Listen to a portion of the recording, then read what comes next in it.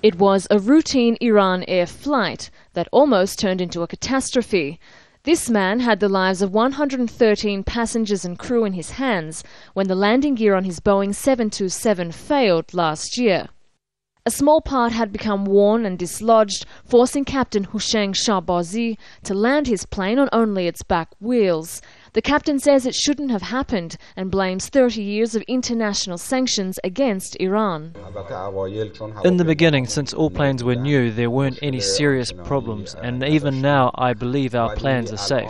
But the cost of maintenance has been multiplied and our airlines' expenses have become very high. That's because Iran has been forced to find parts on the black market. Airlines can supply parts through different companies, but of course sanctions have made it difficult. Despite this, Iran can get parts through other means. Yes, our engineering sector has been under pressure for 30 years, but it's forced us to be creative and actually cause domestic engineering advancements. But there's only so much engineers can do to keep the planes flying. According to government figures, more than 21 million people flew on Iranian airlines last year. The most common plane Iran operates is the Fokker 100, made in the Netherlands. It's largely replaced the Russian Topolov, which many consider unsafe. But the average age of Iran's air fleet is still around 20 years old. And on board both Iranians and foreigners. In the past 30 years, Iranian plane crashes have killed more than 1,700 people.